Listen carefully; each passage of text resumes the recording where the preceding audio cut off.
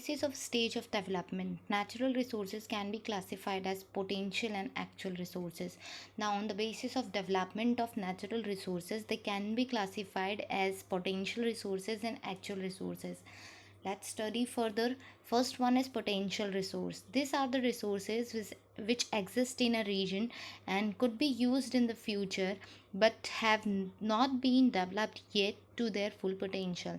Now, these resources are the kind of resources which exist in a particular region or which could be used in future, and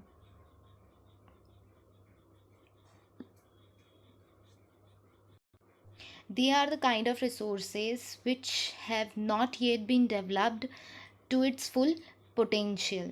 For example, Africa has numerous waterfalls which could be harnessed in future to generate hydroelectricity, but at present have not been fully utilized. अब Africa में numerous waterfalls हैं, numbers of waterfalls हैं, और उन waterfall का use किया जा सकता है फॉर जनरेटिंग हाइड्रो इलेक्ट्रिसिटी, लेकिन प्रेजेंट टाइम में उस पर्टिकुलर वाटरफॉल का या उन वाटरफॉल्स का यूज़ नहीं किया जा रहा है. तो ये अफ्रीका के लिए पोटेंशियल रिसोर्स हैं. द वाटरफॉल आर दस the potential resource for Africa. To develop potential resources fully, a detailed survey is required for estimating their quantity and quality. और potential resources को अगर completely fully तरीके से utilise करना है तो उसके लिए डिटेल्ड सर्वे चाहिए होता है, करना पड़ता है कि उसकी किस क्वांटिटी में और क्या क्वालिटी वो जनरेट करेंगे, वो रिसोर्सेज जनरेट करेंगे. Next is actual resource. These are resources which can be put to actual use as their quantity and quality have been properly assessed through detailed survey. ये वो resources हैं जिनका actually use किया जाता है और ये यूज़ डिटेल्ड सर्वे के बाद किया जाता है कि इसकी क्या क्वालिटी, किस क्वालिटी में वो बन पाएंगे वो, और क्या उसकी क्वांटिटी रहेगी, right. For example, coal and iron ore deposit in India, ये एग्जाम्पल है. The portion of actual resource which can be develop profitably with available technology is called a reserve. Reserve किसे कहते हैं? एक्चुअल रिसोर्सेज जो होते हैं, जो हमारे सराउंडिंग में रिसोर्सेज अवेलेबल हैं और जिनका हम यूज़ कर रहे हैं, अगर उनको हम बेटर टेक्नोलॉजी के साथ अगर वो प्रॉफिटेबल हैं हमारे लिए, तो ऐसे एक्चुअल रिसोर्सेज को हम रिज़र्व कहेंगे. ठीक है. सो आई होप पोटेंशियल और एक्चुअल रिसोर्स में आपको डिफरेंस समझ में आ गया होगा. पोटेंशियल रिसोर्स जो हम इन फ्यूचर यूज़ कर सकते हैं, राइट, बाय डिटेल्ड सर्वे. और एक्चुअल रिसोर्सेज क्या होते हैं? वो रिसोर्सेज जिसे हम आज यूज़ कर रहे हैं. ठीक है. On the basis of their distribution, natural resources can be classified as ubiquitous resources and localized resources. Now, on the basis of distribution, natural resources can be classified as ubiquitous resources and localized resource. Now, what are ubiquitous resource? These resources are those that are found everywhere like sunlight and air. ये ऐसे resource हैं जो हर जगह होते हैं, जैसे कि sunlight and air. Okay. Next is localized resource.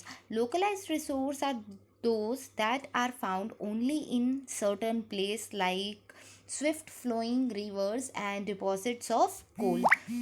ना लोकलाइज्ड रिसोर्सेज वो रिसोर्सेज हैं जो किसी एक पर्टिकुलर सर्टन प्लेस पर मिलते हैं, पर्टिकुलर प्लेस पर हों. ऐसे रिसोर्सेज क्या कहलाते हैं? Localised resource. जैसे कि रिवर्स जो होती है, फ्लोइंग रिवर्स, और कोल डिपॉजिट्स जो होते हैं, राइट. और हम जैसे बोल सकते हैं माइंस भी इसका एग्जाम्पल हो सकता है. Then human resources. Human resources include the quantity as well as quality of people. Now, human resources are the resources which includes the quality as well as quantity of people, right. Quality और quantity of people इसमें included होते हैं. By the quantity we mean the distribution and density of population. Quantity का मतलब है कि कितना distribution, कितनी डेंसिटी है, number of population, right. And by quality we mean the physical and mental ability of people. और क्वालिटी का मतलब है फिजिकल और मेंटल एबिलिटी किसी एक ह्यूमन की या लोगों की. Then humans are the most important resource. In fact, no substance in nature is a resource by itself. अब ह्यूमन एक इम्पॉर्टेंट रिसोर्स है और इनफैक्ट कोई भी नेचर में ऐसा सब्सटेंस नहीं है जो खुद रिसोर्स कहलाए. ठीक. It has to be put to use by us and only then it acquires resource value. और जिसे ऐसे रिसोर्सेज ऐसे रिसोर्सेज या मटेरियल्स जिसे हम किसी एक पर्टिकुलर यूज़ में लाएं तभी उसकी रिसोर्स वैल्यू जनरेट होती है. दस resources is created by human effort. और इसीलिए कहा जाता है रिसोर्सेज जो हैं वो ह्यूमन के एफर्ट्स से मिलकर बनते हैं. Increase by the application of human knowledge and intelligence. और उसके जो रिसोर्सेज की क्वालिटी है या इफ़ेक्टिवनेस है वो ह्यूमन के नॉलेज और इंटेलिजेंस से ही मिलकर बनती है. इसीलिए ह्यूमन बीइंग को भी एक ह्यूमन रिसोर्स कहा गया है कि जब तक ह्यूमन बीइंग अपने इंटेलिजेंस और नॉलेज को अप्लाई नहीं करेगा तब तक कोई एक पर्टिकुलर मटेरियल रिसोर्स में कन्वर्ट नहीं होगा. Right. Then economic development of a region or a country depends on the great extent on its human resource. किसी भी रीजन का या कंट्री का जो डेवलपमेंट है, इकोनॉमिक डेवलपमेंट, वो वहाँ के पर्टिकुलर ह्यूमन रिसोर्स पे डिपेंड करता है. For example, north eastern USA and Western Europe are densely populated and people in this region are highly skilled and efficient. Now USA और वेस्टर्न यूरोप सिंस बहुत ज़्यादा populated area है और उस particular reason में बहुत स्किल्ड और efficient लोग रहते हैं और therefore they are very prosperous. और इसीलिए वो बहुत ज़्यादा प्रॉस्पेरियस हैं. One on the other hand the Amazon basin और some African countries like Ethiopia and Somalia are developing countries as they are either thinly populated or their population do not have much access to modern technology. Now, on the other hand, we have studied the example of Africa or some African countries. Since they are developing countries and their population is limited, so their technology which they use is also not developed. और इसीलिए ये कहा जाता है कि जो human resource है वो डिपेंड करता है कंट्री के डेवलपमेंट पे, या ये बोल सकते हैं कि किसी भी कंट्री का डेवलपमेंट ह्यूमन रिसोर्स पे डिपेंड करता है. Okay. Next is human made resource.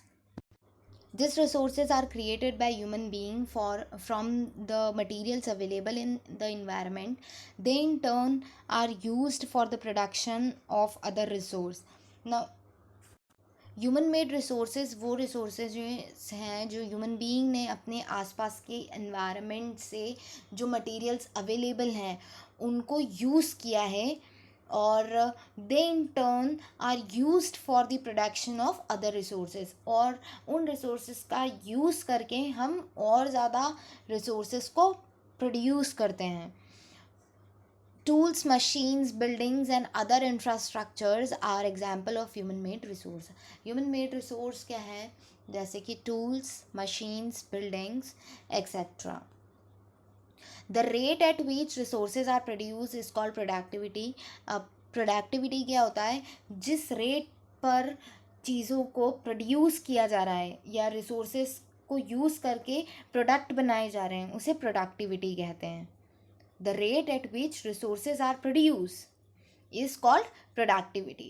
Productivity depends on the level of technology used, the law and order situation, and the political and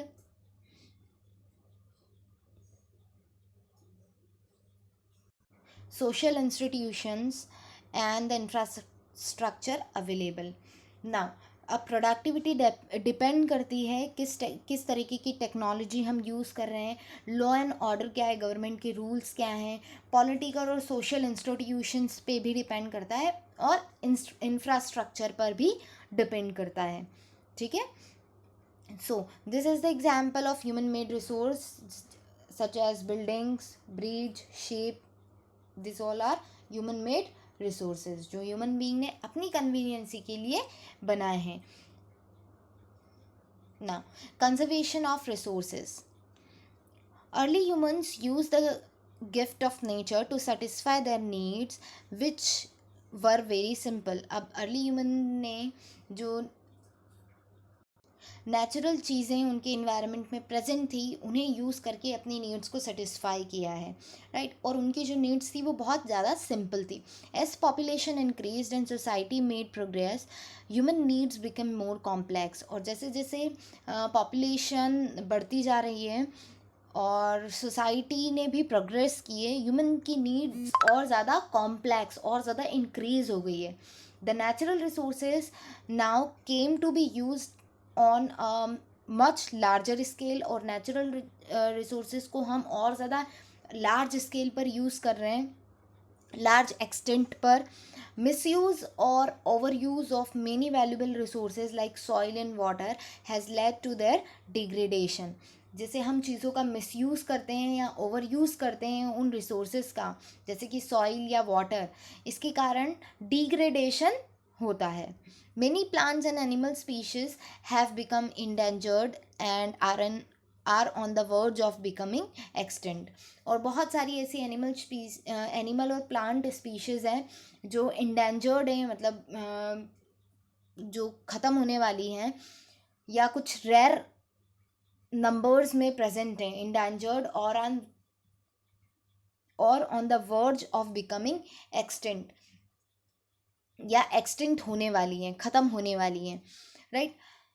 for any sort of development to take place it is necessary to utilise resource. और किसी भी तरीके का अगर हम development चाहते हैं तो ऑब्वियस सी बात है हमें रिसोर्सेज का यूटिलाइजेशन करना होगा. However over utilisation and indiscriminate consumption of resources led to environmental and socio economic problem. लेकिन उन सारी रिसोर्सेज का अगर हम ओवर यूटिलाइजेशन या इम्प्रॉपर कंजम्पशन करते हैं तो इसके कारण एनवायरमेंटल और सोशियो इकोनॉमिक प्रॉब्लम्स भी होती हैं. Therefore we should use all natural resources wisely and in a well planned manner. और इसीलिए हमें नेचुरल रिसोर्सेज को वाइजली और वेल प्लान्ड मैनर में यूज़ करना चाहिए. Utilising natural resources judicially and giving them time to get replenished is called conservation of resources. अब उन सारे रिसोर्सेज को वाइसली यूज़ करें और उन्हें टाइम दें कि वो रीजनरेट हों, उसे बोलते हैं conservation of resources. I hope समझ में आया होगा कंजर्वेशन ऑफ रिसोर्सेज क्या है. ऐसे रिसोर्सेज जिसे हमें बहुत वेल प्लान तरीके से यूज़ करें, जिसका ओवर यूटिलाइजेशन हम ना करें, उसे हम कंजर्वेशन ऑफ रिसोर्सेज कहते हैं, ठीक है. Next is sustainable development. Sustainable development means the development that take place without damaging the environment. वो डेवलपमेंट जो इन्वायरमेंट को डैमेज किए बिना किया जाए, and which meets the need of present as well as preserve the resources for the future generation. और हमारी आज की नीड्स को वो फुलफिल करे और फ्यूचर जनरेशन के लिए भी उसे प्रिजर्व रखा जाए, उसे बोलते हैं सस्टेनेबल डेवलपमेंट, ठीक है. Sustainable development means the development that take place without damaging the environment and that meets the need of present as well as preserve the resources for future generation is called sustainable development. Now there are some cardinal rules, there are some major rules that we must follow, जो हमें follow करना चाहिए. Use all renewable resources in a sustainable manner. हमें सारे renewable resources को sustainable manner में use करना चाहिए.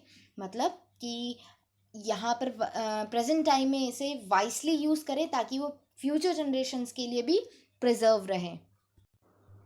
Minimise the depletion of natural resources का जो डिप्लेशन है उसे मिनिमाइज किया जाए, right. Then conserve the varied species of living organism की बहुत सारी ऐसी स्पीशीज़ हैं जो एक्सटिंक्ट हो रही हैं या इंडेंजर्ड है, ख़त्म होने वाली हैं या कम अमाउंट में बची हैं, कम नंबर्स में बची हैं, उन्हें कंजर्व किया जाए। Then do not cause any harm to natural environment, हमारे आसपास में बहुत सारी चीज़ें ऐसी हैं जिन्हें हम हार्म करते हैं अननोइंगली, तो ऐसे नेचुरल इन्वायरमेंट को कोई हार्म ना पहुंचाएं। Enable communities to care for their own environment, और कम्युनिटीज़ को भी ये बताया जाए, समझाया जाए कि वो अपने आसपास के इन्वायरमेंट को डिस्ट्रॉय ना करें, उसकी केयर करें।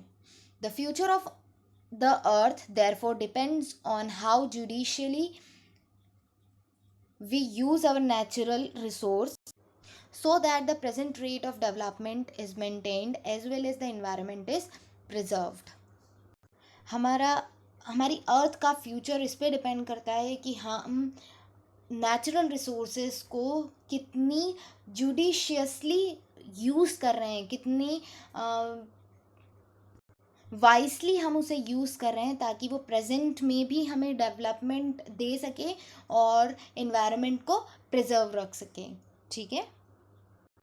सो आई होप आपको सस्टेनेबल डेवलपमेंट समझ में आ गया होगा और इसके कुछ कार्डिनल मेजर रूल्स भी समझ में आए होंगे कि कैसे हम नेचुरल इन्वायरमेंट को हार्म ना करें, ठीक है।